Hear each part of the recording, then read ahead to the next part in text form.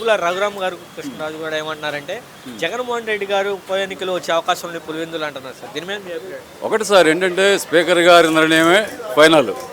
ఎందుకంటే ఇప్పుడు ఈయన ప్రతిపక్ష నాయకుడి హోదా లేదు, ఆయన ఒక ఎమ్మెల్యే, పులివెందుల ఎమ్మెల్యేగానే ఉన్నారు జగన్మోహన్ రెడ్డి గారు. అందువల్ల ఏంటంటే 60 రోజులు కనుక శాసనసభకు రాకపోతే ఖచ్చితంగా అతని మీద డిస్మిస్ చేసే అవకాశం ఉందని చెప్పి అంటున్నారు. రాజ్యాంగంలో 130A ఉంది అది.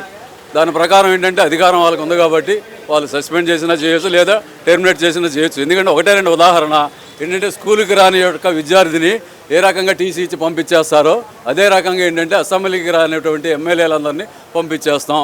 అదేవిధంగా ఏంటంటే జగన్మోహన్ రెడ్డి గారిని కూడా పంపించేసి పులివెందుల్లో మేము ఉప ఎన్నిక జరిపి మేము గెలిచి చూపిస్తాం అంటున్నాడు. కానీ ఏంటంటే న్యాయ నిర్ణేతలు ప్రజలు పులివెందుల్లో జగన్మోహన్ రెడ్డి ఓడిపోవటం, కుప్పంలో చంద్రబాబు నాయుడు ఓడిపోవటం అనేవి జరిగే పనులు కాదు. అందువల్ల పులివెందుల్లో కాదు ఎక్కడ ఉప ఎన్నికలు ఆ 11 మంది ఎమ్మెల్యేలను కూడా సస్పెండ్ చేసినా 11 చోట్ల విజయకేతనం ఎగరవేయడం అనేది ఖాయం. సార్ చూస్తున్నారు మీరు, గతంలో కూడా చంద్రబాబు నాయుడు గారు కూడా మా మిస్సెస్ ఇట్లా అన్నారని చెప్పి బయటకు రావడం జరిగింది. కానీ ఎక్కడ కూడా మళ్ళీ అసెంబ్లీకి వెళ్ళలేదు కదా.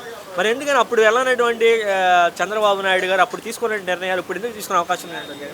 ఒకటండి ఏంటంటే ఇప్పుడు నాయకులందరూ కూడా అధికారంలో ఉన్నప్పుడు ఒక రకంగా మాట్లాడతారు, ప్రతిపక్షంలో ఉన్నప్పుడు ఒక రకంగా మాట్లాడతారు. దానికి ఎవరు అతీతులు కాదు ఏంటి.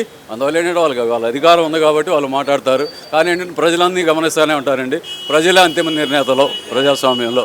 అదైతే మాత్రం మేము ఖచ్చితంగా చెప్పగలం.